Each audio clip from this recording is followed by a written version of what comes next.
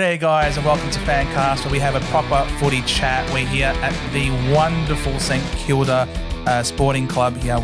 A lot of history here at the club and we are so grateful to be here. G'day guys and welcome to FanCast, where we have a proper footy chat.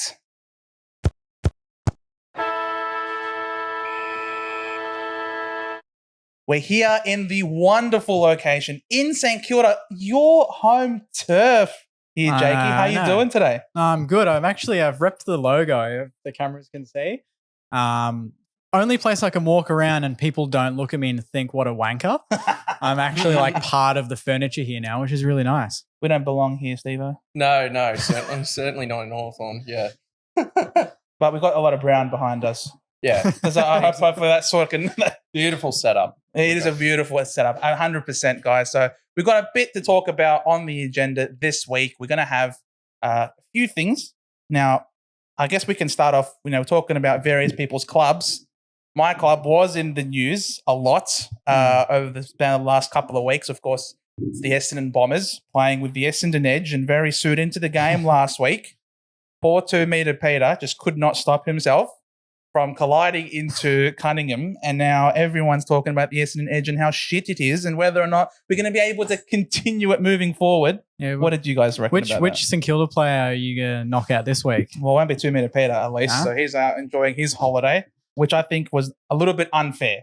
I think you're on the same page with me. Yeah, I wasn't a fan of the suspension. I mean, I think it was probably a week or two, but I think 4 weeks was certainly a bit too far. But I think we know now with due to the Maynard and Brayshaw situation, I think that the tribunal and these sort of cases are just going to be a lot stricter on certain actions on the footy field, whether we like it or not. So, but the AFL just trying to protect the players. So it's just one of those things where you have to move on, but you just think, gee, I thought it was a bit too much. Could he not have spoiled the ball? Could he not have done something else? I mean, that's the question, isn't it? Yes, that's the question. Correct.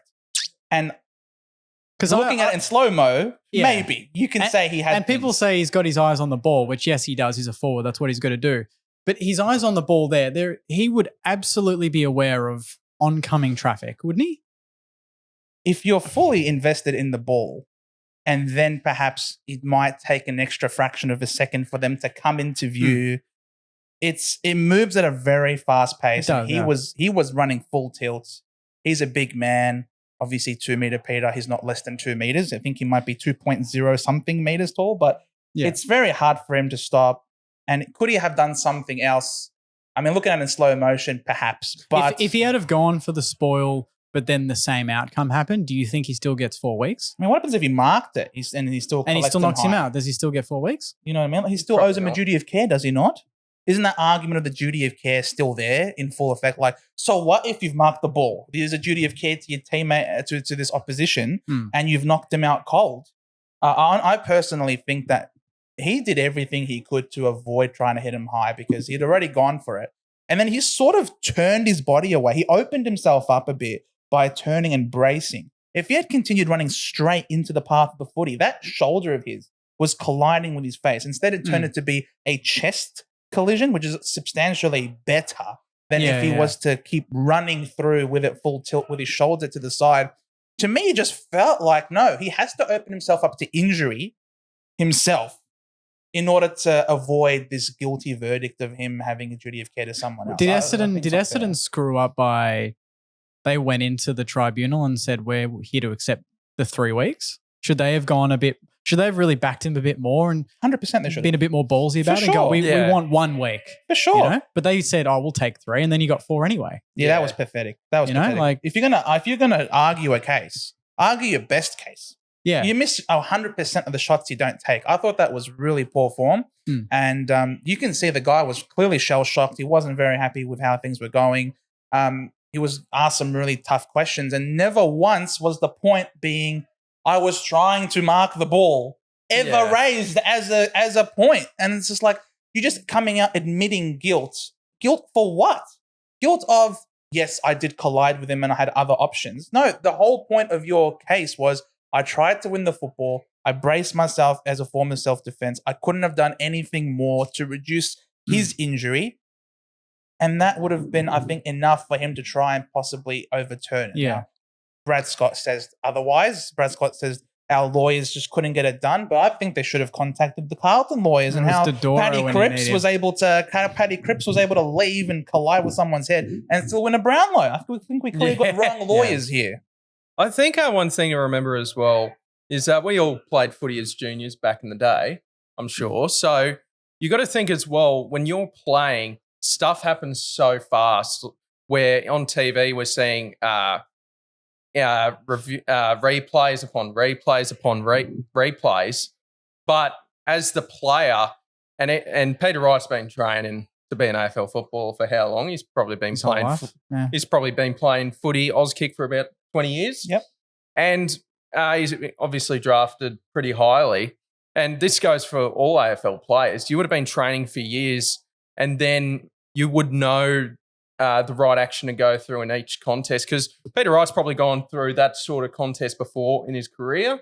Now, maybe it was like 6 years ago where it was a similar incident, but whether it was a mark instead or a spoil, just something a bit different. So just something to keep in mind where it's hard for the player to react that quickly to such a really accidental incident. So it's just a bit unlucky, but that's you can take an illicit substance and get less weeks than Peter Wright. That's a bit exactly. Like I've had some discussions contradiction, isn't it? Yeah, it's ridiculous. Like I've had a bit of backwards and forwards on my channel, on the Centre Bounce on YouTube, where people are saying that he owes a duty of care and that he could have done a bunch of other things and he had to keep his eye on the ball. Like I think he's done all of those things. And one thing that someone that we aren't talking enough about is if we want to have courage in the game, courage is only courage when you're risking something.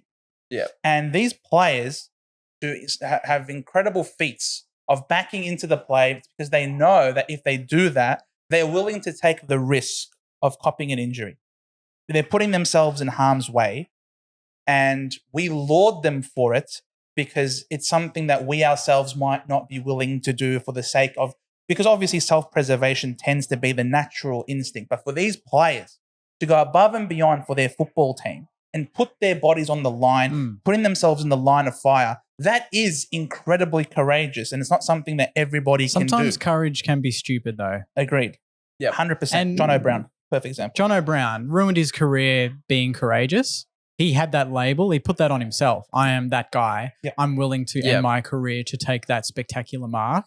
But then you're kind of like, but if you don't and someone else does it, or maybe you lose the game, but you get to play another 5 years or whatever, is it worth it? Like where does it cross that line of absolute stupidity?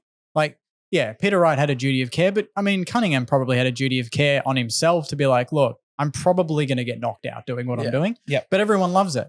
And people want to see it in the game. But at the same time, if he never plays again, which he will, but hypothetically, if he never plays again, people would then say, well, maybe he shouldn't have gone for that. That's one. It's a contested mark on the wing. That doesn't decide the game. You never know what's going to happen. Like, I know I see incidences where players sort of shrug away from going back to the flight of the ball. And, some fans are going to, there's a lot of fans out there, they're going to call them really scared of the contest, that sort of thing. But we don't know how these sort of instances are going to pan out. And I mean, if he doesn't have, he didn't have concussion for that player just because they didn't go for that specific instance. So you sort of see a bit of, like for me personally, I sort of give the player, fair enough. He's probably going to cop a bit of stick for going a bit soft there, but it extends your career and you've got to protect yourself as a player more than a game of football. Like that's the thing at the end of the day. Yeah, no, I completely understand what you're saying. And was there a free kick paid after that situation? No, it wasn't a free kick. The umpire said play on. Oh, it was a play on? Okay. And then it was a play on, and it was only stopped because he was on the ground that they had to stop the play. Yeah. The trainers came out and they had to get him off the field. But at that point in time, there wasn't even a free kick paid. Yeah. It was just a play on. Now, 2 minute Peter, he's suffered a shoulder injury, and that's probably the reason why that he's No, before that. So he'd come back with a shoulder injury that he's been nursing from last year. And he's probably over aware of that. And that might be part of the reason why he turned to sort of protect that shoulder that he suffered an injury from. Thankfully, he did that because the situation could have been so much worse, as I mentioned before, had he continued to run through with it. So I think players owe themselves a duty of care. They owe their fellow teammates a duty of, and even opposition as well, a duty of care. And if we want to continue to have courageous acts of football on the field, it shouldn't come at the expense of other people around them getting rubbed out. Because if you risk, there is a colloquial saying, if you F around, you find out about it. You know what I mean? So there are some instances where we have to just simply accept that in some circumstances, it was just a pure football accident. Neither of them deserve to get suspended. Neither of them deserve to get injured, of course, as well. But if you take your chance with luck, and no surprise if you then get injured. So still kudos. I'm not trying to put down Cunningham at all. I think massive kudos for him. He's got cojones that I don't have. I'm not willing to jump in front of 2 millimeter charging at the football. So for you to be able to put the needs of your team ahead of your own self needs, that's incredible. That's courage that I just don't replicate. And I think we need to see more of that on the footy field. Yep. Well said. Absolutely.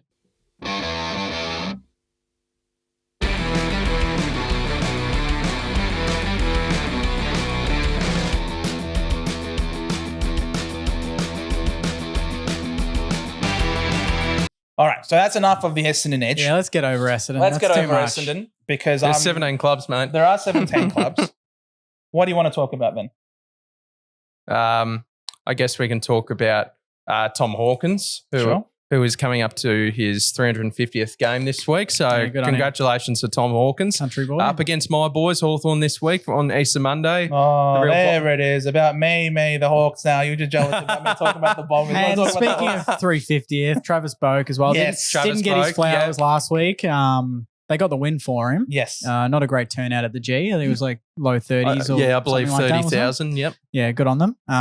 We've already done more than what normal Victorian media has done. Did Cal Toomey do his top 349 games? No. Yeah, he missed a trick there. Yeah. He missed a trick there.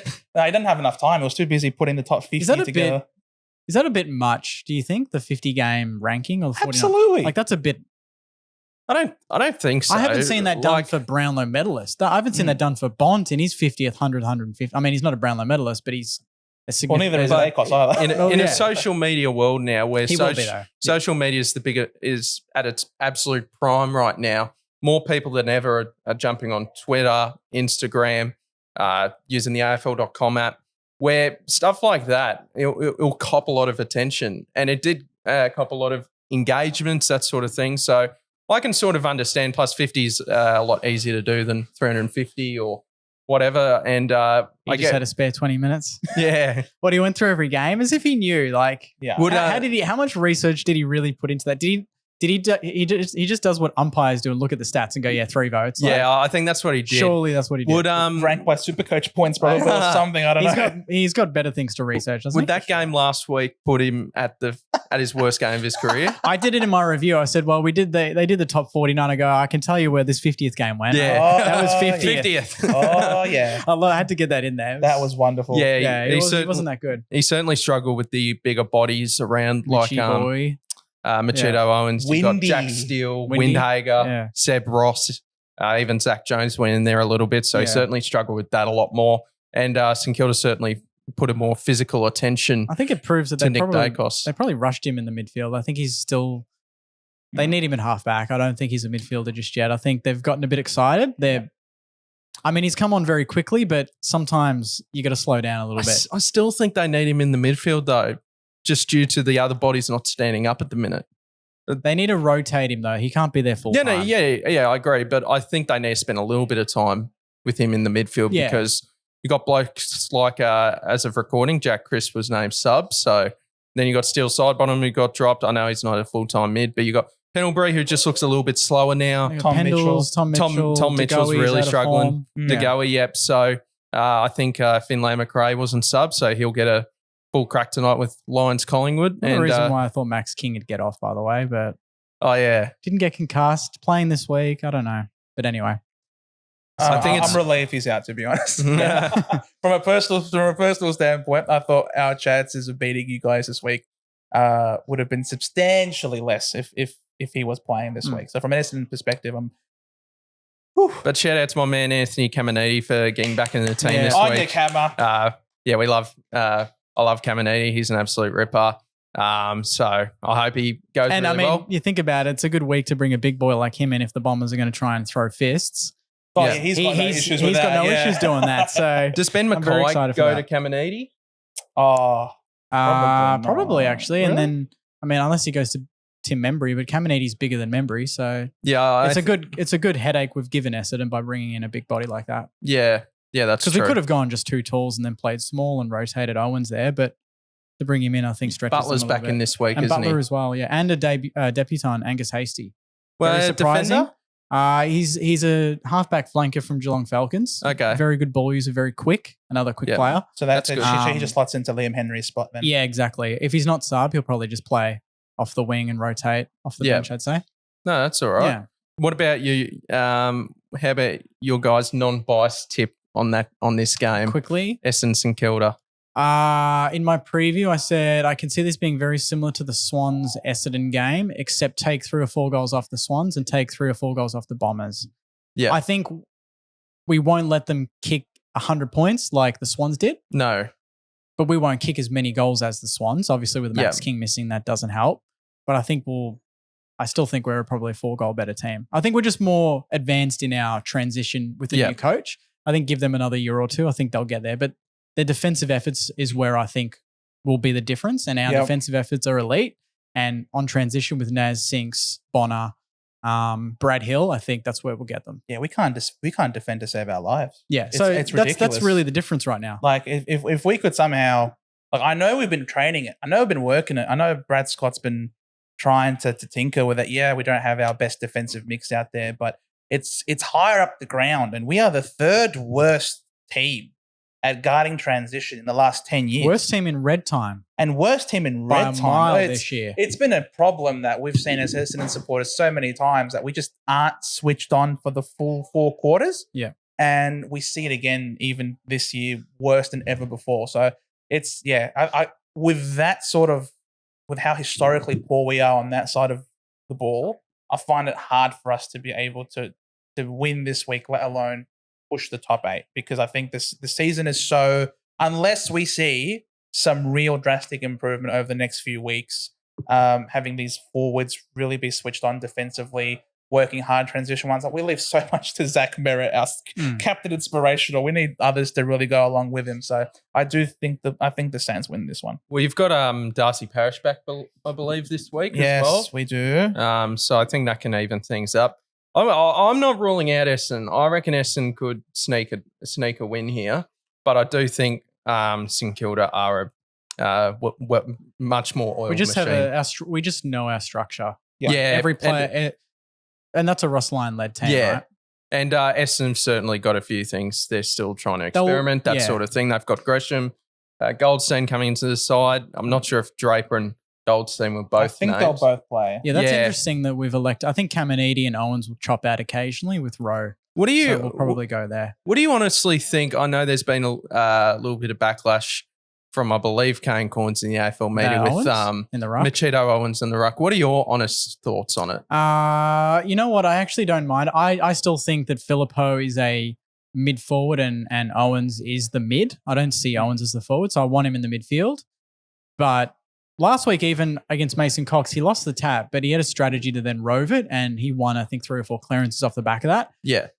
I think that gives us another player at the ground ball, so I don't mind it. If Draper and Rowe hit it out and then Goldstein goes in and we rotate Caminiti and Owens to work him and then bring Rowe in, I think that works in our favour. So it just gives us another avenue when the ball hits the deck. Yeah, I don't mind it. I reckon I'm on the fence with it because it wouldn't be a long-term plan for me. No, absolutely not. Yeah. Like we're just really waiting for Machito Owens to absolutely explode onto the scene here. I like the idea of if Marshall's having a rest, that Machito Owens around the ground does the rucking. Or even Rowe goes forward for 5 minutes. Yeah. It just kind of creates another headache. Yeah. But I think that could work. But I think having Machito Owens doing centre bounce ruck contest does worry me a little bit because you're going up with the likes of Darcy Cameron this last week, going up against really strong ruckman. And then, Todd Goldstein, for example, absolute experienced pro, and there's a lot of wear and tear in those knees where you don't want to risk certain knee knocks because we see injuries now just have been more relevant than ever before. Thank God we have so much wood. I'm touching all of the wood in this place, mate. We need Goldie to still be right. We need Goldie to be right. Gotta edit that sentence out, I reckon. That's right. We'll stop there. Let's not talk anything into existence here. I like how Joe had a crack at me for Tom Hawkins playing 350 games straight to me, and then we go back to Essendon for bloody 10 minutes. Hey, you're the one talking about the Saints. You can't talk about the Saints without talking about the Bombers. By the way, something about the Saints that I really want to say. I love the candy coming out this week. Yes. I saw that. I like that. That's pretty damn good. Yeah. No, I'm very happy with that. It's one of my favourite Guernseys. Reminiscent of the good old days in 04 when we used to just kick 50 goals a week and dominate and not win a flag, but home and away season were unbeatable. I keep thinking of Fraser Gary when I see that. I don't know. First one that pops in my mind is Fraser Gary and Milne's long sleeves. That's all I think about. Yeah. Something about a long sleeve. Speaking of long sleeve, this one's a different one. Plays for your boys, all right? We're going to talk about your boys, all right? Well, okay. Back to you. Let's go. What's happening with your boys? I don't think it's always never as bad or as good as it seems. Correct. So I just sort of keep it as a bit of a realist at the end of the day. Mm-hmm. I thought we actually played pretty all right against Essendon. I was actually pretty impressed with how we played. Just Essendon were much better at the end of the game. More experienced bodies, that sort of thing. I thought our first quarter against Melbourne, now that I wasn't very happy with at all. I did like that after the first quarter that we sort of just went, we're going to lose, so we might as well just play a regular style of play.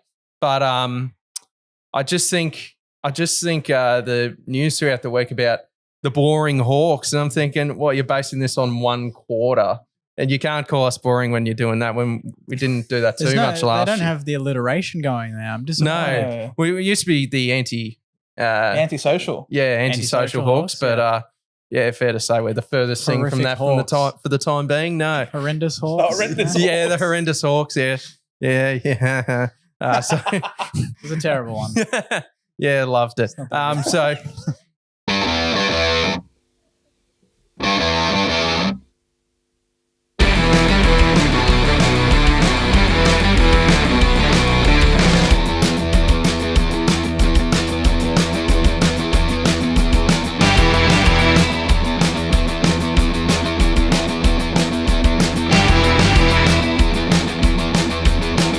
I don't know if you guys probably would have seen the game last week, but Luke Pedlar.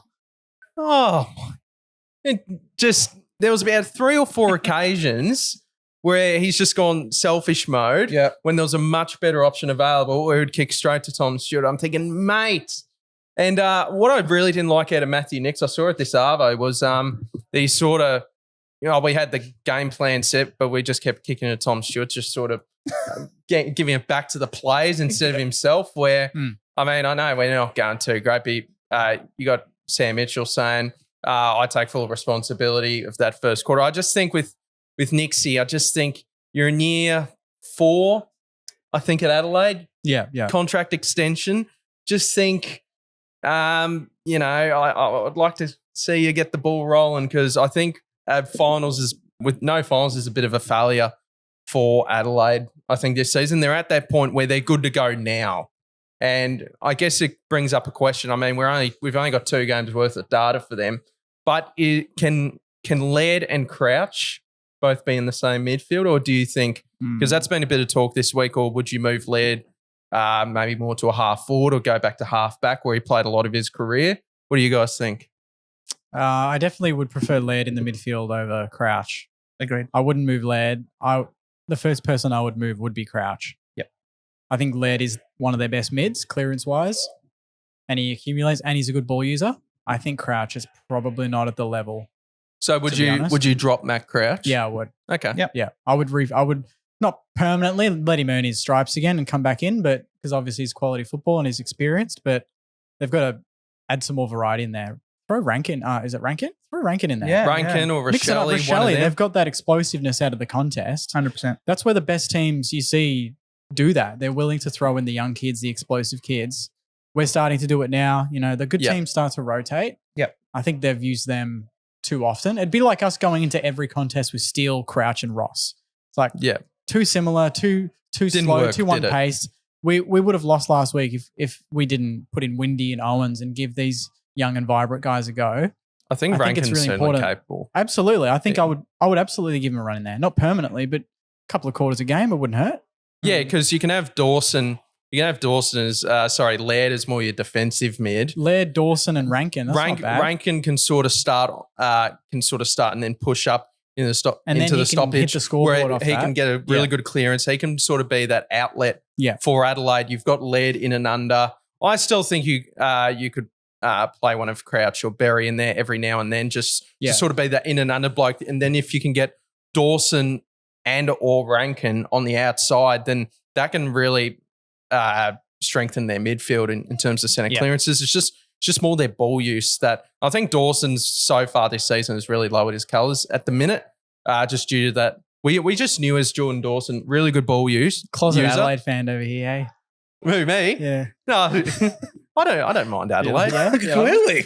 I think you love Adelaide by the looks of things. Adelade's one team that's disappointed me in the first 3 weeks. Yeah, I agree. Be honest. I agree. But let's talk about, I guess, the competition as a whole in the first 3 weeks. Yep. The team that stood out to you and a team that you're surprised are doing so poorly. And I think we all probably have similar teams on who's surprised in terms of who's doing poorly. They're both playing tonight. But yeah. Definitely I think Brisbane was a big surprise. Yeah. For me, Collingwood, Collingwood could have either gone one of two ways, you know, in terms of the way they were going to go. So were they either going to back it up or were they going to have a premiership hangover? For me, I did think that they were going to have a hangover. I think they've got quite a few people in there that can be a bit loose. And I'm happy they got the job done. 100%. Movies. That cinema thing was a bit, to me, that was a bit self-indulgent. Like, bro, you're not the first team to win a premiership. Make a movie like out a of doco. it. Like, I get if we did it.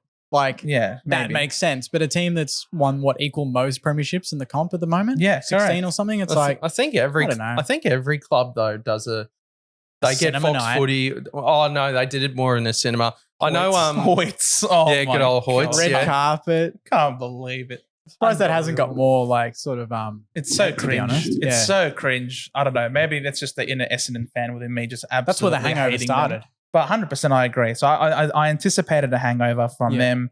I didn't anticipate this sort of drop off from Brisbane, personally. I thought Brisbane were coming in at a point to prove. They were very close to winning the flag. They were within a kick. And they sort of looked to improve the list. They got Tom Doedee, who unfortunately has torn his ACL again, which is absolutely tragic. Thoughts with him. But I did think that there was upside to them if they could take that next step and start to win away, like win at the MCG. They were really close doing it at the grand final. Thought they had the drive, but the way that they've fallen over, they've just collapsed the last couple of weeks. They haven't gone out of first gear after the first quarter. Like they start really well and then they just fall over.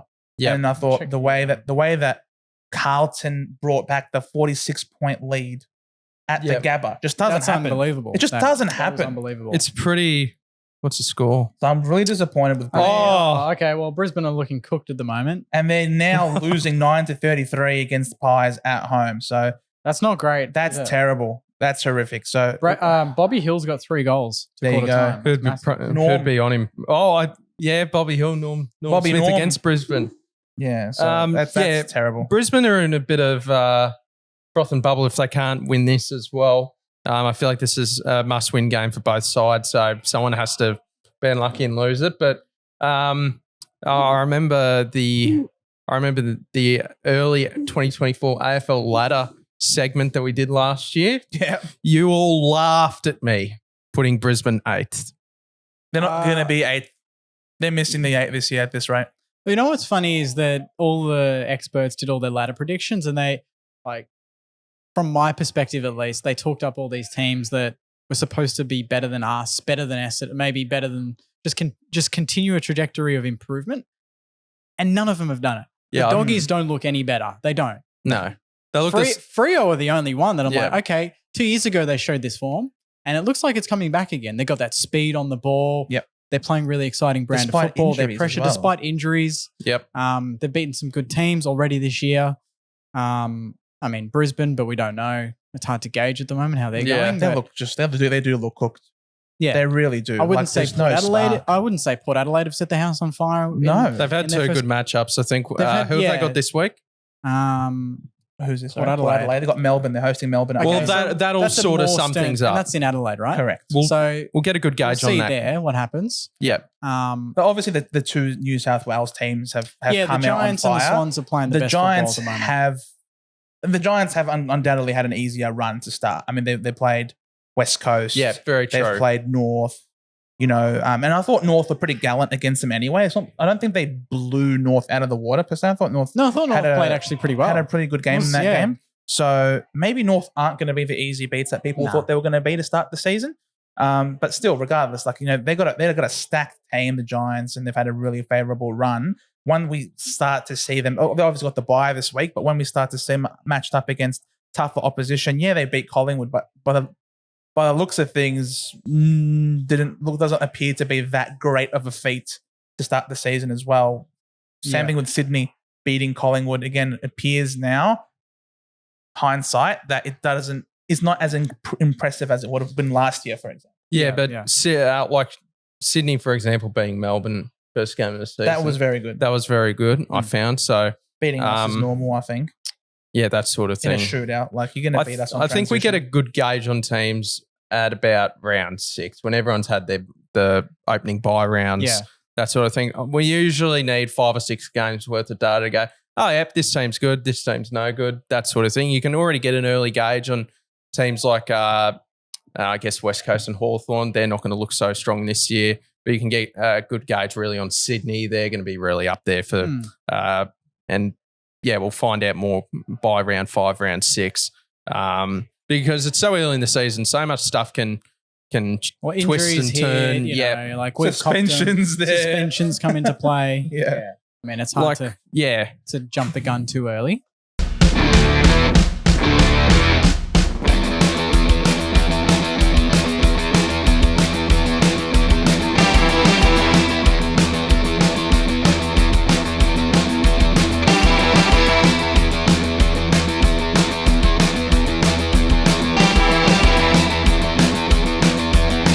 Obviously, it's going to be really interesting to see how the rest of the season plays out when it comes to the continual improvement of some surprising teams, as well as the decline of some really strong teams in the past. But it's very hard to talk about rising teams without talking about the newest team that's about to rise, literally from ground zero. Over there in Tassie, our 19th team. Mate, it's really exciting. I thought it was a really great initiative, and the logo looks wonderful. Yeah, I really like the logo. It does look a little bit like the Mr. Beast logo, but we'll let that slide. I never actually thought about that. Yeah, it really That's does. copyright, isn't it? Yeah, it Or is. is he the number one ticket holder? Yeah. We don't know. Well, Life member. yeah, so really good for Tassie. So the logo, I do still like, don't get me wrong. The Guernsey, though, overall, One thing because it is the traditional It sort is. of, that's what Richo was saying. Yes. He backed it, and even Rui said the same thing. That is the traditional Guernsey. So, of course, at least for the first few years, you'd go that, wouldn't you? Yeah, it's I think so. heritage. One thing I did hear about, I think it was Matthew Richardson that said a couple of days later, that's actually like just the heritage jumper. They're Yeah, going to wear exactly. that once or twice a year. We haven't actually fully seen the actual jumper. I could be wrong, but Richo did say that. It's 4 years away, right? Like Yeah. they've literally got 4 years to get the Guernsey Yeah, right. so correct. like they'd wear that for retro round or It's that going to sort of thing. change from now until They've 2028. got 4 years worth of marketing and polls that they could Oh, run. they've got how many members now? Over 100,000. I think Over 150,000. Over 150. They're the now. biggest I heard it club. was over 150. So Biggest club in the country right now. Yeah, did any of you guys sign up? I have. Oh, you Um, have? Nice, smart. I have not. I want my name somewhere in Tasmania. As a Saints fan, it's just it's just a bit of a weird Yeah. thing to. I want my name rumored somewhere to in be a Tasmania. Tassie team. They've for so said long. that if you're a founding member, you're gonna have your name somewhere. I want my name on, I don't know, in the Wine Glass Bay. Just put me in the sand. Joe was here. Who would be their marquee player when they Well, that's run a good out for the question. very first time? We've seen it with the Suns. We've seen it with the Giants. Who is the number one target? Say, not obviously right now, but in 4 years' time, who is at the peak of their powers that they would want as their number one player? Well, first off, I think we can tell a lot of things differently how Gold Coast approached it and how GWS approached it. Gold Coast went for their one big star. Come to our games, you get to see Gary Ablett play footy. Not a bad. It's not bad, Hunt, bro. but it hasn't paid off, has it? Where you compare to the Giants. I mean, he won a Brownlow at the Suns. Yeah, he won a It's not Brownlow, bad. cool. But the Giants, Cool. He was the Everyone goat. wins He's the Brownlows, goat. who He's cares? the goat. He can do that. He can do that stuff. Giants went after young leaders from other clubs so they could set a standard for the younger blokes coming through. Callan Ward, Phil Davis, both have been captains at the time. They had And that Kevin is led- Sheedy as the coach. That's as well. Kevin Sheedy as a coach. So the foundation is built, Yeah. and they're now a really solid football club. And That's true. I think that is a much They do have a grand much final better- loss by 80 points to hang over the yeah, but they've Suns. got a grand final. What have Gold Coast got? Not even a final. Not even a final. But I think, slow burn. Who knows? Jeez. They have got Damien Hardwick now, though. So Correct. yeah, that changes things a little bit. Wonder who coached Tassie. Jack Rewald. I I think that's too obvious. Nick Rewald, even? Richo. Richo. Nah, I mean, it's got to be someone that. I reckon it could well be a coach. I that's reckon it'll at the be end of their- Clarko. You reckon Clarko? I reckon Clarko. Third club. I reckon so. He can do a Really? Sheedy. He loves Tasmania. He was a massive advocate for getting a 19th team in Tasmania. Correct. Tasmania would make the call True. for Clarkson, and I think Clarko could finish his very good career in Sure, he Tasmania. probably set up North in the next 3 or 4 years. Bale, a young, vibrant coach, comes in when North Yep. are probably contending or up there. Yep. You'd Yep. hope, and then he goes and ends his career at Tassie. That's not a bad sort of thought. that's sort of something I've thought for a bit. I could see a world where that happens.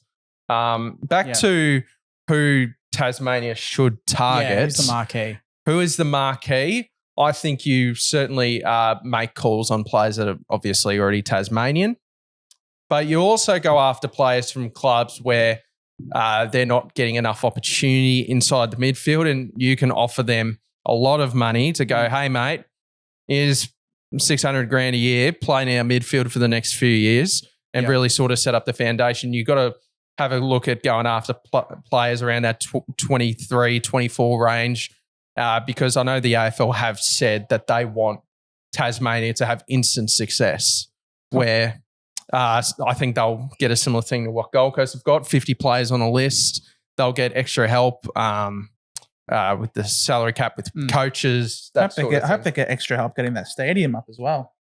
Yeah, it's a big debate, It's isn't true. They're it? going to Yeah. need to fill it, don't they? They're gonna get they've that got a lot of stadium people up. there. I don't know. But you can already see other clubs trying to combat the whole Tassie thing by signing players onto like 8-year deals. Yeah. And like even with us, I think Josh Battle's rumored to hopefully sign a 6-year deal. And it's like even non-Tassie Franchise players, you're player. like people just want to protect. Yeah, you can see clubs putting in all the contingencies to make sure that their best players aren't going to be lured away. I'm not sure if it's because of that one social media post, but I can't help but unsee Riley Sanders in the Tasmania jersey. Yeah, I saw that. After that one post. I'd love to see Riley Sanders go. I'd love everyone of talent to leave the Western Bulldogs Yeah. as long as Bevo's at the helm. And that's why I was laughing. Bevo's probably lining up the Tassie job. Who knows? Yeah, who You knows? never know. I mean, that's why I was laughing before we were talking about what sort of changes you would make in Adelaide. And I'm just trying to think, some of these moves are so damn obvious. And yet these clever coaches will continue to do these interesting things like Bevo, like Nix, and various others. Yeah. Yeah, but at the same time, us fans get a lot of things wrong as well. And we also don't see them on a personal level where you're having discussions and like we don't see the reaction to like dropping a player and if Yeah. he's happy or not and, you know, keeping the chemistry right and the balance right because they're all mates at the end of the day. Mhm. So Yeah. you Yeah, don't but wanna like a piss too many people reshuffle off. of position though. If you're a mate, you're for one. I mean, that's Dawson as a captain, for example. You're a Yeah. mate to everybody in the club, Yeah. regardless of where you're lining up. If it's in the midfield or If it's for the a success of halfback. the club, the players should just understand. Yeah, no one Yeah. player is above the club Yeah. and above the success of the No. team, regardless of who you are. So Mm.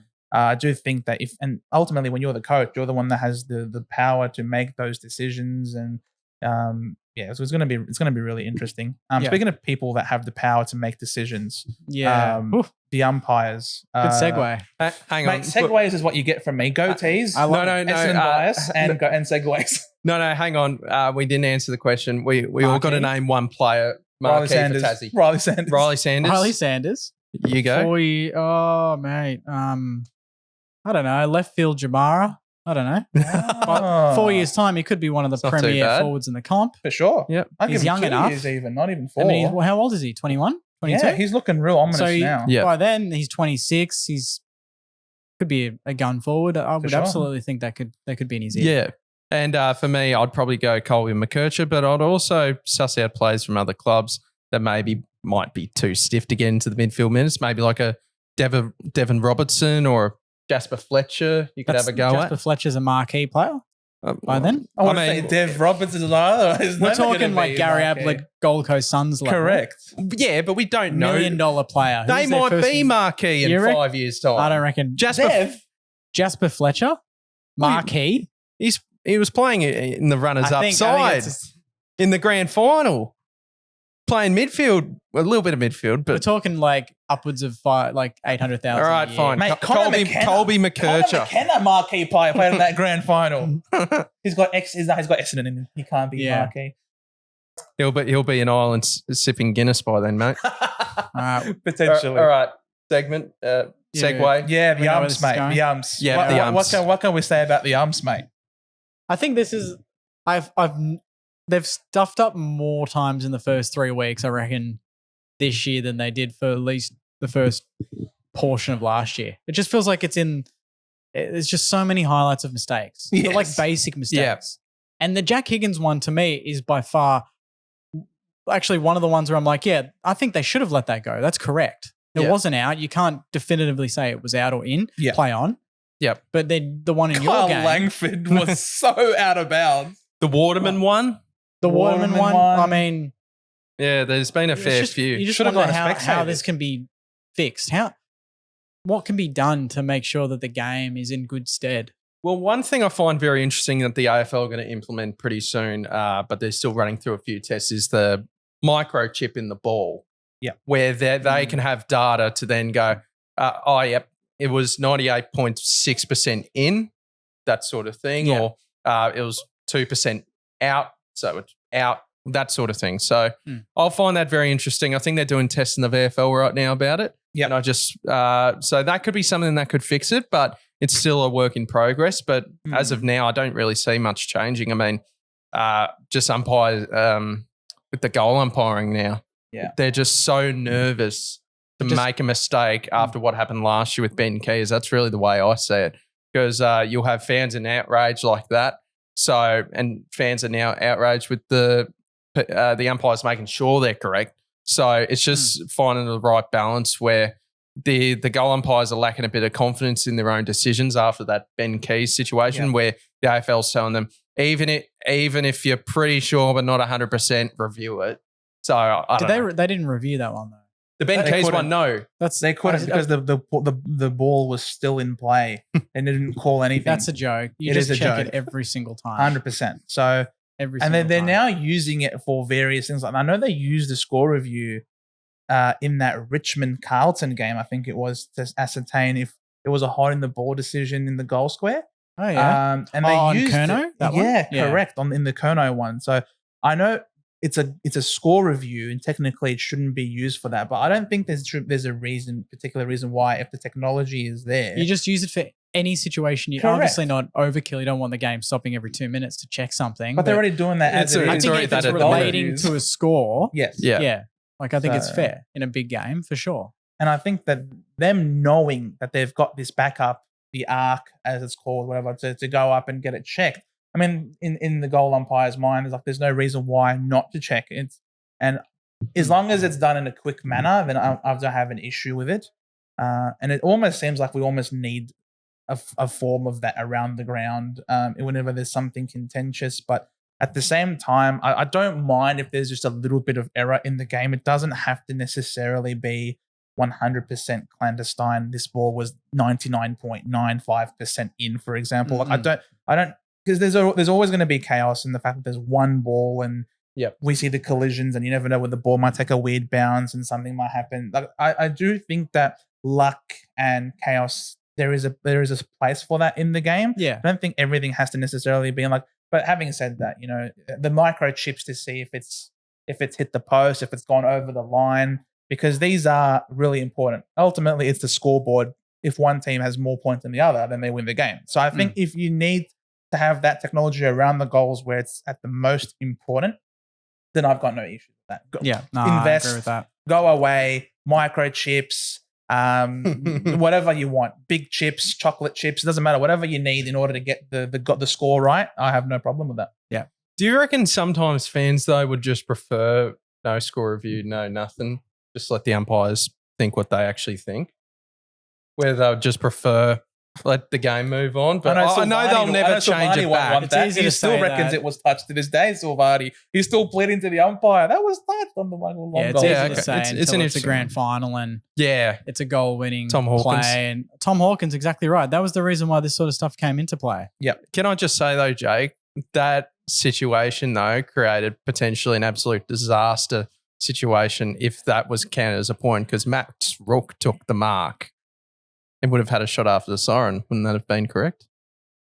He was, well, that's funny. Everyone's like, oh, you take that goal out of 09 and they still win. But the siren, so Max Rook kicked that goal after the siren. Yeah, but he played on, didn't he? The siren went. I can't remember, but the siren went, I think, and all of our players knew we had lost already. So we had vacated the goal square and the ball does bounce and roll in. It's not on the full. Yeah. So if the game's on the line, that's punched over for a point. Like, that's not a goal. Yeah. That's what people don't remember in the game, that we just let it go through because we lose by 6 or we lose by 12. Who cares? We've still lost a grand final. Yeah. It's irrelevant. So I think that's I think one cop out. Yeah. I think one thing I've noticed in the NBA that they have groups of specific referees always with each other where they would have good chemistry, that sort of thing. But with the AFL, I think I'm slowly noticing that where if it's like 3 or 4 groups of WA umpires, they would just umpire every Western Australian game. Yeah, I know. Well, I know every time I check into a Western Australian Optus matchup where it would be the same 2 goal umpires. I recognise them. Yeah, so I don't know, maybe something to look at. So because I think sometimes the issue with in Victoria, this can happen anywhere, but when I watch Victoria games where there's just lack of consistency with the umpiring, where compared to, if you can have like a situation where like in Western Australia, they're getting the same umpires and they all know, the type of consistency, that sort of thing. They're umpiring each other's games. They have quarter time talks every week, that sort of thing. Compared to, I think, umpires in Victoria where they're getting umpires are getting dropped. There's mix and match of certain umpires where the chemistry could be a bit mixed. And I mean, like Lee Fisher as well, like ex-players. I mean, to be honest, Lee Fisher always stitches us up, so I don't necessarily think that's. But even with commentary as well, you can, like, they had, I think, Selwood for the Geelong game against us. They got BT. BT's commentary on the Jack Higgins goal was absolutely shocking, but Triple M, ABC, they're all excellent. Yeah. Richo's There's so much in a that Richmond has been game. done wrong. Yeah. I look at the EPL, I look at all these other leagues around the world and how well they run things. Yep. Can we not take a leaf out of their book? Can we not look at VAR and go, is that a possibility? Is that something that can be translated in our sport? Or is there not enough funding? Is it a fan so frustrated that the game's slowing down that they just want it to be so fast that they don't even want these checks? Is that possible? Can that be done? Well, I think it can. We'll certainly see next year because that's when the new AFL broadcasting contract kicks in. So we'll certainly see, because next year we'll be able to choose, we can have the Fox Footy commentators or we can have the Channel 7 commentators. Yeah, that sort of thing. Yeah, the FanCast commentary. Yes, imagine that. Yes. We could do pitch side and just get a massive TV and we imagine watch that. it. They had that at the MCG for the friendlies, didn't they? They had the big couch on the side that would go up and down as the ball. Like, get us on that couch. 100%. We can commentate the game, fans. Don't you worry. We can do better. We can do better. Yeah, we're not one-eyed. We're not one-eyed. No. I'd love to sit here and watch sometimes. Oi. I'd love to watch. Bloody I'd horrible. love to be in the middle of watching a Essendon St Kilda game with you two here. I reckon that would be pure comedy. Yeah. Comedy. Yeah. On that note, Yeah, lots of laughs here. You won't see many laughs on the weekend. I do Yeah. think the Saints will get the dub. We'll get the dub this week. But thank Yeah, you guys so much for watching. We covered a wide range of topics. Hope you enjoyed it. If you did, please drop us a like, and if you're new here, a subscription would greatly help the growth of our channel. Get that algorithm going, more views out there. Send it to your friends and family. Maybe not your family. That's a bit too cringe. Just your friends. No, your Get them family as involved well. grandma's welcome. Yeah, grandma, nonno, whoever you want. Yeah, get them on board. Because we're going to be pumping out more content into the season. Yeah. Go Saints. Good Go. luck on Saturday. Go Hawks. Nah, Win. the Dons. The Dons. Only one of us will win. It's a good thing we had the Hawk here between us. Yeah. Let me at him. No, I'm just joking, but yeah, I'm The just Essendon forever edge. in pain at the minute. Yeah. it's all right. So, guys, remember here at FanCast, we have a proper footy chat. We'll see you all in the next one.